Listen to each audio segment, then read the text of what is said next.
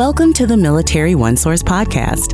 Military OneSource is an official program of the Defense Department with tools, information, and resources to help families navigate all aspects of military life. For more information, visit MilitaryOneSource.mil. Welcome to the podcast. I'm Bruce Moody. Today we're going to speak with Xavier Branch. He is the Boys and Girls Club of America's 2023 National Military Youth of the Year. We'll talk about his experiences with the Boys and Girls Club of America, as well as his experiences at child and youth centers on installations where he's lived. Xavier Branch, welcome to the podcast.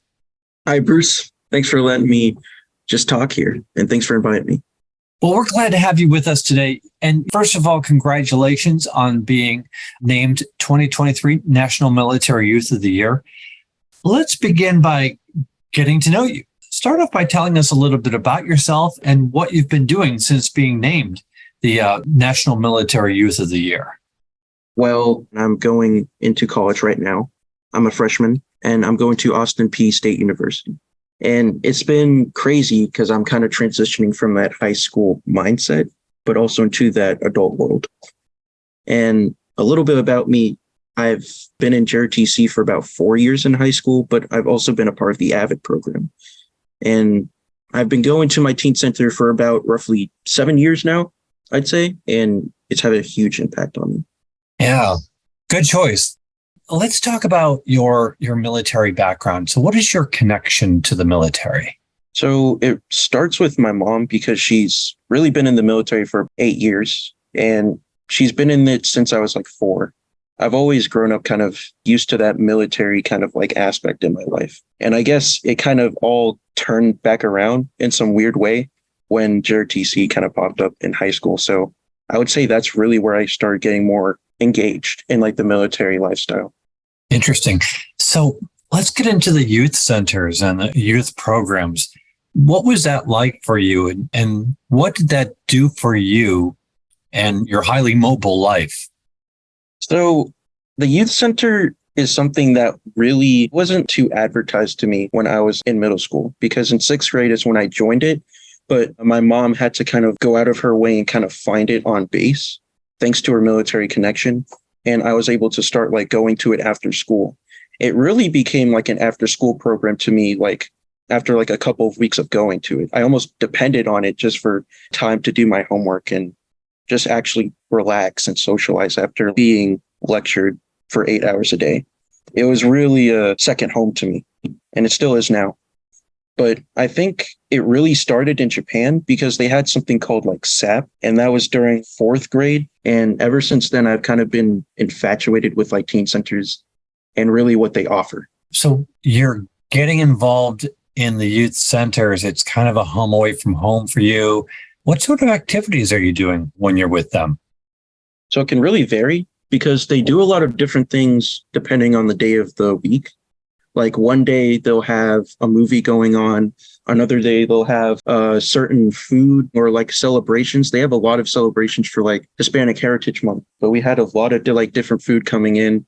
They do a lot of different things to keep with not only like the specific setting of the year, but also to kind of keep the kids engaged and realize this isn't just a place where you can lounge and do nothing. They always have something going on. I'm interested in hearing about this. So you're not just on the sofa, you're doing stuff. So can you give us an example of maybe a story of what you did that really sticks well in your memory? I would have to say during my middle school year, they had a video game area, and they always have a different certain segment of the building where you could just go to and find people who have the similar interest to you. For me, it was the video game place, and that's where I could just spend time after I was done with doing homework. And that's the place where I met my first friend. And she really opened up to me and made me feel welcomed, even though I felt like I was the new kid. And I didn't think I could like talk to anybody. But from then on, it became like second nature. Like I could just go to that specific place and I know I'm just welcome there. What would you say to parents that they should know about the local youth center and what it has to offer their kids? I would definitely say that it can take a giant load off for you as a parent, because it did for my mom. Because if you don't always have the time of the day to just go out, pick up your kid, drop them off at home, and then do the same schedule routine every week, then you can rely on the teen center because they have transportation systems, which really saved me during middle school. And my mom was able to kind of rely on them in a sense. And it didn't just give me a place where I can just lounge around or just sit on a couch, as you said. It gave me a whole social setting, like a place where I can meet new friends, and even a place where I can just go off on my own and just go into a little quiet area and be by myself if I needed like a little breather or just like a little place to relax. So I'd say that it's kind of like a second home for kids, but it's also like a perfect teen gathering for kids if you ever want to bring them to. So let me just kind of go in a narrow the focus of what we're talking about now. Specifically, when a family is brand new, they're at a new duty station. What is the youth center offering at that point in a family's arrival? Oh, that's a good question, but it gives them a different environment because you don't really have a lot of options to like have your kids socialize when it comes to the military lifestyle, right? So like if you're just moving to Clarksville here on base, you're kind of wondering where your kid can like be busy besides just staying at home all day. And if you don't just want them to stay at home all day, there's a perfect place called Bastogne Teen Center. And they take in kids from around like middle school up to high school. And it benefits not only the kid, but it benefits the parents because you have a lot of stuff going on in your life. And you don't always have time to be there for your kid whenever you have to pick them up, right? But the teen center really offers like a helping hand to you. It kind of is almost like a third parent. It really makes sure to help not only the child, but also the parent in that aspect. You know, let's change the discussion a little bit and talk about the Boys and Girls Club of America. So how did you initially get involved in their military youth program? What inspired you to do that? Really, it was my mom because she drove me to the teen center and she was like, you remember that one place in Japan? Yeah, it's kind of similar to this, but I was like, okay, so I could just come here after school, but I didn't really know what to expect. The only similarities it probably shared was probably like accepting kids after school. They had so much here going on compared to like what was at Japan. And when it came to my teen center over here, I was able to kind of like choose what I wanted to do. I was able to kind of feel liberated almost after school instead of just being told what to do or where to go everywhere. So I'd say thankfully to my mom, she was definitely the main reason that I got into like the military teen center. But what really kept me going and what really made me want to stay is what was there, what was offered to me at the teen center. Specifically, let's talk about the Military Youth of the Year program. Probably a lot of people don't know that you get paired with an advisor when you're in this program. So really, what is this advisor? Who is this person? And what did they do for you? So I feel like in my terms, in my situation, it was a little different. My advisor is someone who I've known for many years now, and her name is Miss V. And she's been a staff who always works here. She's always doing a lot of different things. She mainly runs a place called the Homework Center. But she's more than just like another staff to me. She really is a mentor. I think that's what an advisor is supposed to be when it comes to the National Military Youth Program. It's supposed to have someone who can inspire the youth, but also encourage them, because I couldn't really do this by myself. Like, I really do rely on her and depend on her when it comes to a lot of the big things and getting ready for this sort of thing. But whenever I would see different advisors and different youth at some of the events that I went to, it didn't really come off like that to me. It seemed like it was just someone who they thought was staff first and then mentor second to them. So I really think that in my case, it should always be someone who can encourage you, someone who teaches you, but also is willing to talk to you as an equal. What I'd like to ask at this point is give us a sense of all that led up to the event in Washington, D.C., because there were a lot of requirements, things that you had to deliver in the lead up to that event. Talk about some of the specific things that you had to do. And as you're doing this, give us a sense of how you manage to balance all of that, because you're still a student and you're traveling. How did you manage to, well, frankly, manage all of that? So when it came to just the time management of it, I really did depend and have to communicate a lot with my advisor, Ms. V. So when I was first getting into it, I didn't know anything about Military Youth of the Year or BGCA when it came to just how you got started in it. So I relied on Ms. V for most of the information of what I needed to do, what was required of me. And at first, there was a bunch of formalities, like give him some documents, do some essays. It's fine. I'm a student. I'm used to essays, man. But I had to get used to sacrificing some of the time of my day and not go into the fun things like at TYC that I was more used to, kind of not go straight into doing like homework or straight into going to the game room.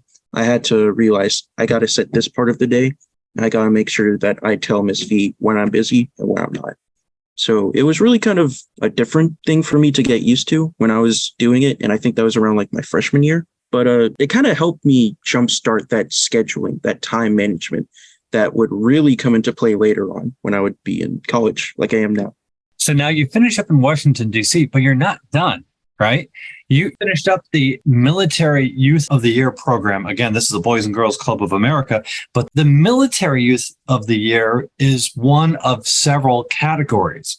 You're representing this category, but now you're off to New York City where you're meeting with the other youth and their other programs.